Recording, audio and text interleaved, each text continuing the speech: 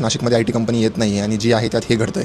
एका MNC मध्ये 9 जणांनी तक्रार केली की लग्न, प्रमोशन, ट्रान्सफर व इतर आमिष दाखवून त्यांना शारीरिक व मानसिक अत्याचार सहन करायला लागला. विनयभंग व धर्म बदलण्यासाठी पण दबाव आणला गेला आहे. मॅनेजर, सिनियर मॅनेजर्स, HR सगळ्यांना याची माहिती होती, पण त्यांनी दुर्लक्ष केलं. एका पीडित मुलीने रोजे ठेवले, लिपस्टिक लावणं बंद केलं, स्वतःचं राहणीमान बदललं, स्वतःच्या धर्माची प्रथा सोडून दुसऱ्याच्या धर्माची प्रथा याची पालन केले. हेच बघता तिच्या घरच्यांनी पोलिसांवर तक्रार केली. इथे खरी सलामी द्यावी तर ती पोलीस अधिकारी मोनिका राऊत व त्यांच्या टीमला. त्यांनी वेषांतर करून त्या कंपनीमध्ये नोकरी घेतली. 10 दिवस सगळ्यांवर नजर ठेवली, दोषींवर नजर ठेवली. अश्लील स्पर्श, टोमणे व CCTV कॅमेरा असे अनेक पुरावे त्यांनी गोळा केले. व्हॉट्सॲप ग्रुपद्वारा पुढचा टार्गेट कोण, फसवायचं कसं हे डिसाईड व्हायचं. आणि एक मुलगी त्यांच्याच ग्रुपमधली ही सॉफ्ट इन्फ्लुएन्स करायची, धर्माबद्दल सांगायची. असा सगळा तो प्लॅन चालू होता. आणि जे तुम्ही म्हणता की केरला स्टोरी प्रोपोगंडा आहे, ते सगळं तर नाशिकमध्ये घडतंय. ब्रेन वॉशिंग चालू आहे. नाशिकमध्ये कधीच जाती धर्म तणाव नव्हता. पहिली पायरी कोणी सोडली आहे तुम्हाला माहिती आहे. दोषींना अटक झाली आहे. HR लीडला कोर्टातून नोटीस पाठवली आहे. पण प्रश्न असा आहे की सिनियर लीडर्स इन्व्हॉल्व होते की नाही. जर एवढ्या मोठ्या कंपनीमध्ये हे